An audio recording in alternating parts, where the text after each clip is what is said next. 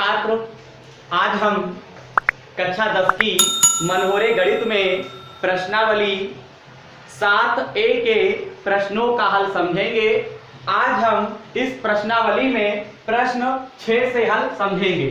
तो प्रश्न 6 देखिएगा, इसका हल किस प्रकार से होगा। सवाल पढ़ते हैं। सवाल कहता है सिद्ध कीजिए कि बिंदु 2, -2, 8, 4, 5, 7 और -1, 1 एक आयत के शीर्ष हैं। ठीक है, तो यहाँ पे देखिएगा हमें सिद्ध करना है जो यहाँ पे प्रश्न में बिंदु दिए हैं ये आयत के शीर्ष हैं कि नहीं है। तो यहाँ पे देखिएगा नहीं तो आपका होगा ही नहीं, क्योंकि यहाँ पे सिद्ध करने को कहता है तो हमें ये दिखाना है कि ये किस प्रकार से आयत के शीर्ष होंगे। हमें यहाँ पे सिद्ध करना है, यानी कि हमें यहाँ पे बताना होगा कि आयत के ये शीर्ष हैं, सिद्ध करना है। तो सिद्ध करने के लिए आप एक काम करेंगे, यहाँ पे मान लेते हैं, यहाँ पे लिखेंगे माना दिए गए बिंदु मान लेते हैं कैपिटल ए। तो यहाँ पे देखिएगा पहला बिंदु है 2, -2, दूसरे वाले को कैपिटल बी, और यहाँ पे क्या कह देंगे उसे, यहाँ पे हम लोग कहेंगे 8, 4, फिर मान लेंगे सी, और सी वाले को क्या कहेंगे, यहाँ पे कहेंगे 5, 7, और फिर यहाँ पे क्या कहेंगे, यहाँ पे लिखेंगे तथा डी हमें क्या दे रखे हैं, डी हमें दे रखे हैं -1, 1 हैं। ठीक, माना दिए गए बिंदु capital A 2, -2, capital B 8, 4, capital C 5, 7 और कैपिटल डी -1, 1 है। ठीक है, माना दिए गए बिंदु यहाँ पे तथा आयत के शीर्ष है।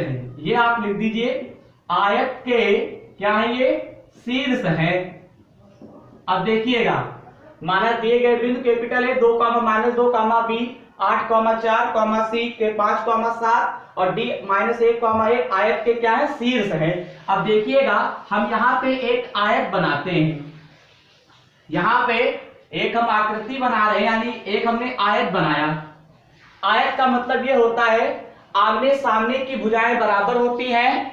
आयत में आमने सामने की भुजाएं परस्पर बराबर होती हैं और इनके जो होता विकर्ण भी जो होते हैं परस्पर बराबर अगर होंगे तो हम क्या कहेंगे, आयत कहेंगे। तो यहाँ पे नाम दे देते हैं, जैसे इसका नाम ए, बी, सी और ये हम लोगों का हो गया डी। अब यहाँ पे ए है तो ए के बिंदु कौन से होंगे, 2, -2 हो गया। यहाँ पे कैपिटल बी है, कैपिटल बी के बिंदु क्या होंगे, 8, 4 हो जाएंगे। कैपिटल सी के हम क्या लिखेंगे, 5, आपका 7 हो गया। कैपिटल डी को हम क्या कहेंगे, यानी कैपिटल डी का -1, 1 लिख देंगे। कैपिटल ए है 2, -2, capital B 8, 4, capital C 5, 7, D -1, 1। अब यहाँ पे हम ए बी बराबर निकालेंगे, BC बराबर निकालेंगे, CD बराबर निकालेंगे और फिर यहाँ पे हम विकर्ण निकालेंगे। तो यहाँ पे देखिए, यहाँ पे अगर हम B को D से मिला देंगे और A को C से मिला देंगे तो AC और BD ये हमारे दो विकर्ण हैं। AC और BD ये क्या है, हमारे दो विकर्ण हैं। तो यहाँ पे हम AB बराबर निकालेंगे।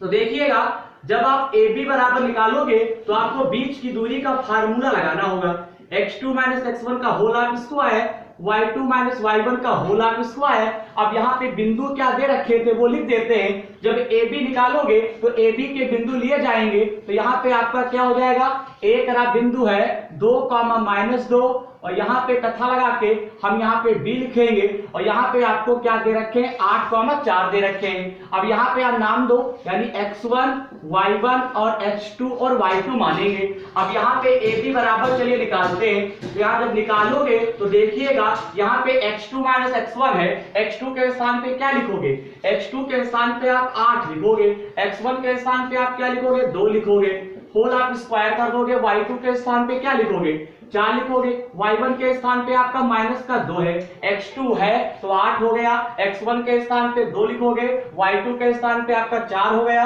y1 के स्थान पे -2 का होल आप स्क्वायर हो जाएगा। अब आगे देखिए यहाँ पे 8 में से 2 को घटाओगे तो आपका 6 बचेगा, यहाँ पे माइनस माइनस आपका प्लस हो गया, यानी हम यहाँ पे क्या लिखेंगे 4 + 2 लिखेंगे। अब आगे देखिएगा रूट लगा देंगे, 6 के ऊपर 2 का मतलब 36, 4 और 2 और 6 की पावर आपका 2 हो गया, यानी ये भी कितना हो जाएगा 36 हो जाएगा। डायरेक्ट हम यहाँ पे लिख देंगे 36। अब यहाँ पे 36 36 कितना होता है आपका हो जाएगा 72। अब आप 72 का जो है क्या निकालेंगे, वर्ग निकालेंगे, यानी वर्गमूल निकालेंगे। तो यहाँ पे देखिएगा 72 को हम क्या लिख सकते हैं, गुणनखंड विधि द्वारा निकालेंगे। 2 तिहाई 6, 2 छंग 12, 2 अठैया 36, 2 9 18, 3 तिहाई 9, 3 एकम 3, जिसका जोड़ा बन जाएगा उसे रूट के बाहर लिखेंगे। तो यहाँ पे 2 2 बार है तो 1 2 हुआ, 3 2 बार है 1 3 हुआ, तो 3 दूनी कितना हुआ 6, और यहाँ पे केवल 2 है, यानी कि इसका हो जाएगा 6√2 होता है। यानी 72 को हम क्या लिख सकते हैं, 6√2 लिख सकते हैं। तो यहाँ पे हमें AB का मान कितना प्राप्त हुआ है। अब हम लोग क्या निकालेंगे, यानी अब हम लोग निकालेंगे BC। क्या निकालेंगे, अब हम लोग BC निकालेंगे। ठीक है, तो यहाँ पे AB का मान 6√2 हमें प्राप्त हुआ है, जिसे हम साइड में लिख देते हैं, मतलब कि समझने के लिए, यानी याद रहेगा AB का मान हम लोगों का आया है 6√2। ठीक है, कितना आया है 6√2 आया हुआ है, इसे हमने साइड में हमने लिख दिया है। अब हम इसे पूरा क्या कर रहे हैं, इरेज कर रहे हैं। ठीक है, अब आगे देखिएगा, अब हम आगे क्या करेंगे, यहाँ पे AB निकाल चुके हैं, अब हम लोग क्या निकालेंगे, BC निकालेंगे। अब आगे देखिएगा यहाँ पे हम लोग क्या करेंगे, यानी कि AB तो आपका निकल ही चुका है ना। अब हम लोग यहाँ पे क्या करेंगे, यहाँ पे BC निकालेंगे। यहाँ पे BC बराबर निकालोगे ना, तो BC बराबर आप फार्मूला क्या लिखोगे, BC बराबर आपका सूत्र होता है, वही लगाएंगे, बीच की दूरी का x2 - x1 का होल ऑफ स्क्वायर और प्लस y2 - y1 का होल ऑफ स्क्वायर। अब आप क्या करोगे, BC के आप बिंदु ले लो, यानी BC के जो बिंदु है यहाँ पे B का मान दे रखा है 8,4, और यहाँ पे C का मान देख लेते हैं, C का मान दे रखे हैं 5,7। यहाँ पे आप क्या करोगे, x1 y1 मानोगे, क्योंकि हम मान लेते हैं बिंदुओं को, x2 और y2 मानोगे। मानने के बाद आप इसमें मान पुटअप करो, यानी कि x2 का मान कितना है 5 है, और यहाँ पे x1 का मान कितना है, यहाँ पे 8 दे रखा है, y2 का मान कितना है 7। ठीक, y1 के सामने कितना है आपका 4। अब यहाँ पे देखिएगा 8 में से 5 को घटाओगे तो माइनस का 3 बचेगा। ठीक है, होल आप स्क्वायर करोगे, 7 में से 4 जाएगा तो आपका 3 बचेगा। यहाँ पे देखिएगा सम पावर है तो आपका प्लस का निकलेगा, तो ये 9 हो जाएगा। 3 के ऊपर 2 का मतलब 9 होता है, प्लस का निकलेगा, सम पावर है। यहाँ पे 3 के ऊपर 2 का मतलब 9 हो जाएगा, 9 9 कितना आपका होता है 18 होता है। 18 का आप वर्गमूल निकालेंगे गुणनखंड विधि के द्वारा, 2 9 18, 3 3 9, 3 एकम 3, यानी जब वर्गमूल निकालते हैं गुणनखंड विधि के द्वारा, तो यहाँ पे 3 2 बार है, तो यहाँ पे केवल एक 3 जो होगा उसे हम क्या करेंगे, रूट के बाहर लिखेंगे, और यहाँ पे सिंगल आपका 2 बचा, उसे रूट के अंदर। यानी BC का मान आपको कितना देखने को मिला, BC का मान आपका 3√2 आ गया। तो यहाँ पे साइड में हम लोग BC बराबर, यानी ध्यान रखने के लिए लिख लेते हैं, इधर आपको BC का मान प्राप्त हो गया। अब यहाँ पे हम लोग क्या करने वाले हैं, यानी कि अब हम लोग निकालेंगे, AB निकल चुका, BC निकल चुका, अब हम लोग यहाँ पे निकालेंगे CD।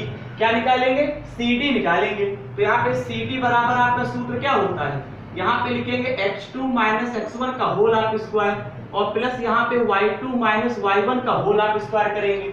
अब यहाँ पे हम बिंदु ले लेंगे, तो यहाँ पे CD का बिंदु देखिए क्या है, तो यहाँ पे देखिएगा, यहाँ पे C जो है, तो C का आपका बिंदु है 5,7, और यहाँ पे आपका D का मान कितना है -1,1 है। यहाँ पे D का मान आपका, यानी D है, यहाँ पे क्या D है, तो यहाँ पे क्या लिखेंगे -1,1 दे रखा है। अब यहाँ पे हम मानो x1 y1 और फिर यहाँ पे x2 यहाँ पे y2 कह देंगे। अब यहाँ जब निकालोगे तो मान आप इसमें पुट करो, x2 के स्थान पे -1, x1 के स्थान पे आप 5 लिखोगे, y2 के स्थान पे 1, y1 के स्थान पे आपका 7 हो गया। यहाँ पे गुण लगा देंगे, -5 - 1 आपका -6 का होल ऑफ स्क्वायर, 7 में से 1 गया तो आपका 6 बचेगा, होल ऑफ स्क्वायर कर देंगे, और यहाँ पे सम पावर है तो आपका प्लस का निकलेगा। तो यहाँ पे आपका 6 की पावर 2 का मतलब 36, यहाँ पर भी 36, 36 36 कितना होता है 72 होता है। 72 का हम वर्गमूल निकालेंगे गुणनखंड विधि के द्वारा, तो 6√2 आ जाएगा, यानी कि CD बराबर आप निकाल कितना आ जाएगा 6√2 आ जाएगा। ठीक, अब यहाँ पे CD बराबर, यहाँ पे हम नोटिंग करेंगे 6√2। अब यहाँ पे क्या बचा हुआ है, अब हम लोग यहाँ पे क्या करेंगे, यहाँ पे AB निकल चुका, BC निकल चुका, CD निकल चुका, अब हम लोग AD निकालेंगे। तो यहाँ पे देखिएगा AD बराबर आप फार्मूला लगाओगे, क्या होता है x2 माइनस x1 का होल आप स्क्वायर y2 माइनस y1 का होल आप स्क्वायर। AD के बिंदु ले लो, यहाँ पे A लिखोगे 2 -2 लिखोगे। अब यहाँ पे हम तथा लिख देंगे, B वाला बिंदु है -1, x1 y1 मानोगे, x2 और y2 मानोगे। अब यहाँ पे आप मान पुटअप करो, यहाँ पे x2 के स्थान पे क्या लिखोगे -1, x1 के स्थान पे आप 2 लिखोगे, y2 के स्थान पे 1 और y1 के स्थान पे आपका -2 हो गया। ठीक है, रूट लगा देंगे, -1 -2 आपका -3 हो गया। माइनस माइनस जुड़ जाता है लेकिन चिन्ह माइनस का ही रहेगा, माइनस माइनस आपका प्लस का हो गया। यहाँ पे देखिएगा सम पावर एक प्लस का निकलेगा तो 9 हो गया। 2 और 1 कितना होता है 3, 3 के ऊपर 2 का मतलब 9, 9 9 कितना होता है यहाँ पे 18 होता है। 18 का हम क्या करेंगे, यहाँ पे वर्गमूल निकालेंगे गुणनखंड विधि के द्वारा। तो यहाँ पे क्या निकलेगा मालूम, 18 को हम 3√2 लिख सकते हैं, यानी कि AD का जब हम मान निकालेंगे तो यहाँ पे आपका 3√2 आ जाएगा। ठीक है, तो यहाँ पे AD को हम साइड में नोटिंग करेंगे, यानी कि AD बराबर हमें कितना प्राप्त हुआ है 3√2 प्राप्त हुआ है। अब आगे देखिएगा, यहाँ पे चारों भुजाएं आ चुकी हैं। ठीक है, अब यहाँ पे हम B को जो हमने D से मिलाया है और A को जो हमने C से मिलाया है तो हमें 2 विकर्ण प्राप्त हुए हैं। आयत में 2 विकर्ण होते हैं, इन विकर्णों के बीच की दूरी निकाल लेते हैं। तो यहाँ पे पहले लिखेंगे AC बराबर, तो यहाँ पे AC बराबर जब निकालोगे यानी कि हमारा जो विकर्ण है, विकर्ण हम लिखने वाले AC। जब AC बराबर निकालोगे तो रूट में आप सूत्र लिखोगे x2 माइनस x1 का होल आप स्क्वायर, y2 माइनस y1 का होल आप स्क्वायर। और यहाँ पे AC के आप बिंदु ले लो, तो यहाँ पे AC के जो बिंदु होंगे यानी आपका पहला बिंदु है 2, -2 A वाला, और यहाँ पे C का बिंदु यहाँ पे लिखो, तो C का आपका बिंदु दे रखा है 5, 7। यहाँ पे x1 y1 x2 और y2 कह देंगे। अब यहाँ पे इन मानों को जो जिसको हमने माना है इन सूत्रों में पुटअप करेंगे। तो x2 का मान कितना है 5, x1 का मान है आपका 2, y2 का मान है 7, y1 का मान आपका कितना है -2 का होल आप स्क्वायर। यहाँ पे देखिएगा 5 में से 2 हटाओगे तो 3 का बचेगा, 7 आप लिखेंगे, माइनस माइनस आपका प्लस का हो गया। यहाँ पे 3 के ऊपर 2 का मतलब आपका 9, 7 और 2 आपके 9 होते हैं, 9 की घात 2 का मतलब यानी कि 7 और 2 9, 9 की घात 9 कर दोगे तो 9 9 आपका कितना होता है 81 होता है। 81 9 कितने होते हैं आपके 90 होते हैं। तो यहाँ पे 90 का वर्गमूल निकालो गुणनखंड विधि के द्वारा। तो यहाँ पे देखिएगा 2 चक्कू 8, 2 पंचे 10, 3 एकम 3 पंचे 15, 3 पंचे 15, 5 एकम 5। यहाँ पे 3 2 बार हैं तो जोड़ा बन गया, 1 3 आप बाहर लिखोगे, रूट के अंदर 5 दूना 2 यानी 5 का पहाड़ा 2 बार पढ़ोगे 10 हो जाएगा। यानी कि जब हमने निकाला है यानी AC का जब हमने वर्गमूल गुणनखंड विधि के द्वारा निकाला है तो आपका 3√10 आ गया। कितना आ गया 3√10 आ गया। यानी कहने का मतलब यह है कि विकर्ण हमें यहाँ पे कितना प्राप्त हुआ है, यहाँ पे 3√10 प्राप्त हुआ है। अब देखिएगा अब हम लोग यहाँ पे क्या निकालेंगे, यानी इतना लगाने के बाद अब हम लोग क्या निकालने वाले हैं, दूसरा विकर्ण हमारा क्या है BD है, यानी BD निकालेंगे। जब BD बराबर निकालोगे तो सूत्र लगाओगे x2 माइनस x1 का होल आप स्क्वायर और प्लस हम लोग क्या करेंगे y2 माइनस y1 का होल आप स्क्वायर। ठीक है, अब यहाँ पे बिंदुओं को लिखो। यहाँ पे आपके बिंदु कौन कौन से हैं BD के, तो यहाँ पे B है 8,4 और यहाँ पे देखिएगा D वाला नोटिंग करते हैं साइड में, तभी आपको अच्छा समझ में आएगा। ये हो जाएगा। अब हम इस पूरे चित्र को मिटा देते हैं। अब यहाँ पे देखिएगा, यहाँ पे लिखेंगे x1 y1 x2 और y2 मानेंगे, इनमें आप पुटअप करो। तो यहाँ पे x2 का मान कितना है -1 है, x1 का मान कितना है 8, y2 का मान कितना है 1, y1 का मान आपका है 4। अब यहाँ पे इसे सॉल्व करो तो 8 माइनस का -1 तो आपका -9 का होल आप स्क्वायर होगा। 4 में से 1 को घटाओगे तो माइनस का 3 स्क्वायर बचेगा, 9 के ऊपर 2। देखिए ब्रैकेट के अंदर आपकी माइनस में लिखा हुआ है संख्या, ये प्लस का होगा क्योंकि सम पावर है। तो आपका 81 हो गया, 3 के ऊपर 2 का मतलब 9 हो जाएगा। आप जोड़ दोगे तो आपका कितना हो जाएगा 90 हो जाएगा। कितना हो जाएगा 90 हो जाएगा। यानी कहने का मतलब ये है कि अगर यहाँ पे साइड में अगर हम लिखते हैं यानी जो विकर्ण होगा 90 का जब आप वर्गमूल निकालोगे गुणनखंड विधि के द्वारा तो आपका 3√10 आ जाएगा। कितना आएगा 3√10 आएगा। अब यहाँ पे देखिए AB यानी कि यहाँ पे अब इतना लगाने के बाद यहाँ पे हमें देखने को क्या मिला हुआ है वो हम आपको बताते हैं। यानी कि AC बराबर हमारा किसके बराबर है, यानी 3√10 आया हुआ है। और BD जब हमने निकाला है तो BD का मान भी हमें 3√10 प्राप्त हुआ है। इधर हमने साइड में लिख लिया है क्योंकि समझने के लिए। अब आगे देखिएगा, तो यहाँ पे हमें सिद्ध हो गया जो हमें ज्ञात करना था सवाल में। अब देखिएगा यहाँ पे हम लोग क्या लिखेंगे, यहाँ पे लिखेंगे चूंकि AB बराबर किसके है, AB जो है वो CD के बराबर है और BC जो है वो किसके बराबर है, AD के बराबर है। क्योंकि AB बराबर जब CD निकाला है तो इन दोनों के जो मान है वो 6√2 प्राप्त हुए हैं। और जब BC बराबर जब हमने क्या निकाला, AD निकाला है, तो यहाँ पे कितना प्राप्त हुआ है, 3√2 प्राप्त हुआ है। अब बात आती है विकर्ण। यहाँ पे जो विकर्ण आपका दे रखे थे AC, वो किसके बराबर है, जो विकर्ण AC है वो विकर्ण जो है आपका क्या BD के बराबर है। इसका मान कितना आया हुआ है, 3√10 आया हुआ है।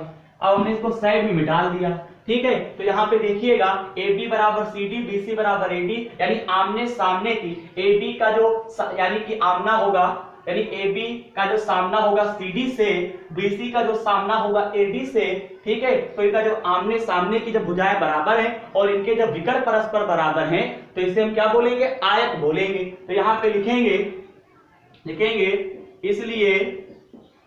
इसलिए दिए गए बिंदु capital A, B, capital C तथा कैपिटल D, इसलिए दिए गए बिंदु A, B, C तथा D आयत के शीर्ष है। इसलिए दिए गए बिंदु A, B, C तथा D आयत के शीर्ष हैं। तो इस प्रकार से ये आपका सिद्ध हो गया। हमें प्रश्न में सिद्ध करना था कि यहाँ पे जो बिंदु दे रखे हैं वो क्या आयत के शीर्ष है। तो वास्तव में देखिएगा यहाँ पे लिखा हुआ है, इसलिए दिए गए बिंदु A, B, C तथा D आयत के क्या है, शीर्ष है। इस प्रकार से यहाँ पे जो सवाल नंबर 6 दे रखे थे इस प्रश्नावली में, उसका हल कंप्लीट हुआ। अब हम इस प्रश्नावली में जो आगे के प्रश्न हैं उनका हल हम आपको अगली वीडियो में समझाएंगे। धन्यवाद।